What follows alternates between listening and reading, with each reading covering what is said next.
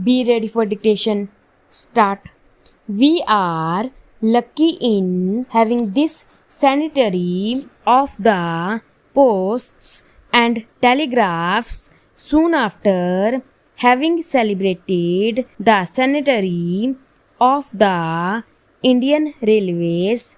It is on occasions like this that one gets an opportunity of looking back and assessing the past achievement and also planning for the future.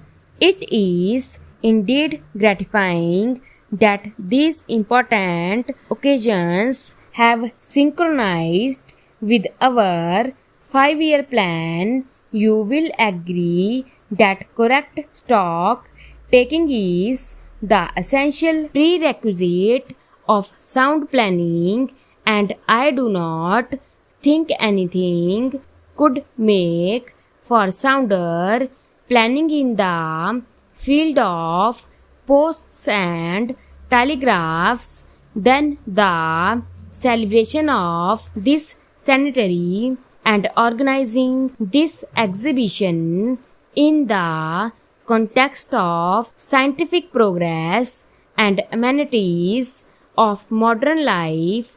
We are accustomed to think of India as a young country.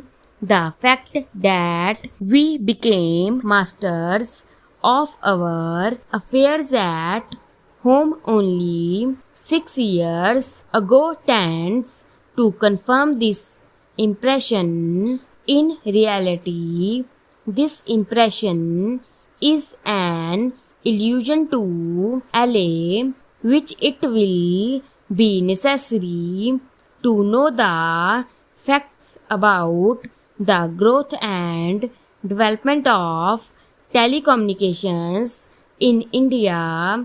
100 years ago, telegraph lines began to radiate from Calcutta, which was then India's capital. Actually, the beginning had been made in this direction 14 years earlier in 1839 when an Englishman, Dr. Smith, completed on his own and without official assistance about 21 miles of telegraphic line proceeding from Calcutta in the direction of Diamond Harbour. It was, however, in 1851 that the first telegraph line to carry traffic was constructed between Calcutta and Diamond Harbour. The next 2 years may be said to be a period of experimentation. Towards the end of 1853, the experimental stage ended and countrywide expansion of telegraph traffic was planned. The first line to be taken in hand was between Calcutta and Agra in November 1853. Since then, our telegraph services have gone on expanding in all directions. There are not many countries in the world which could trace back the history of their channels of communications so far back. From the very beginning, these services were government owned, and it is now recognized that the Indian Posts and Telegraphs is the oldest government owned public utility in the world. It is a fact of which we can all be legitimately proud. The Indian Posts and Telegraphs Department for its great strides since the pre-mutiny. Since independence, great progress has been made in the field of posts and telegraphs. In this development, the village and not merely the city was the target of concentration. Thousands of new post offices have been set up in the countryside so that today every village with a population of 2000 or above has a post office.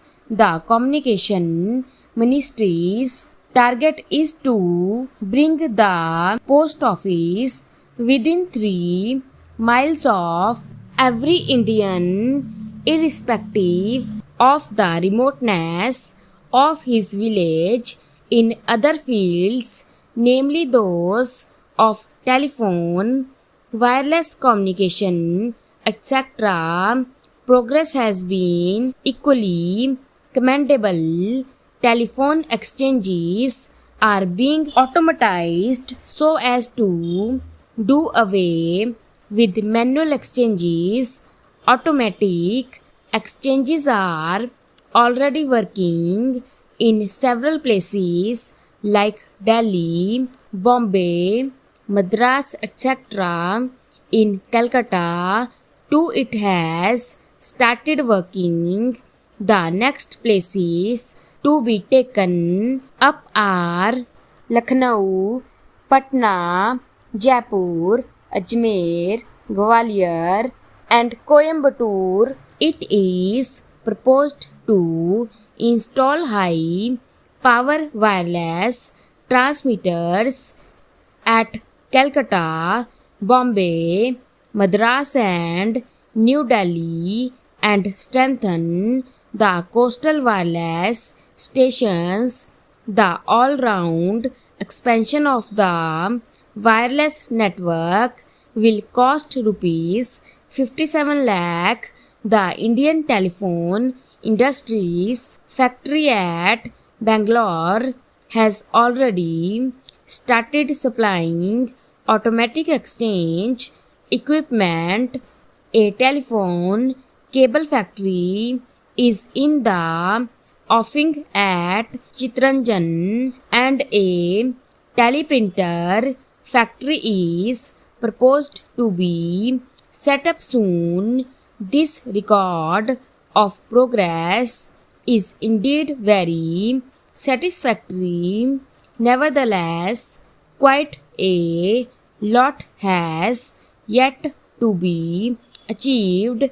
I am glad that the Posts and Telegraphs is conscious of this fact and does not propose to rest on its oars. It is concentrating on its 5-year plan, of which expansion and modernization are the slogans. In the plan, rupees 48 crore are embarked for capital outlay. The objectives of the development plan include the opening of a telegraph office in every town of 5,000 or more, in every sub-divisional headquarter and in every thana or police station, irrespective of its size.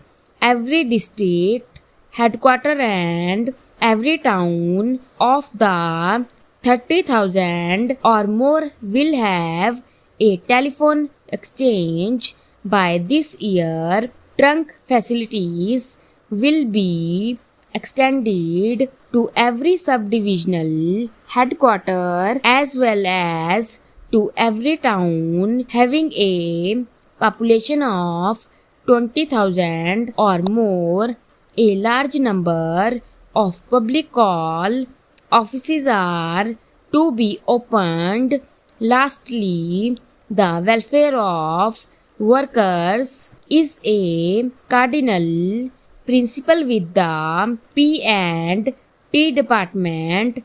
Their working conditions will be improved and a definite number of them will have been provided government accommodation by next year. About the importance of modern communications, nothing much need be said for the telegraph, the telephone, and the wireless, which have ended. Time and distance are the principal characteristics of the present age. Stop.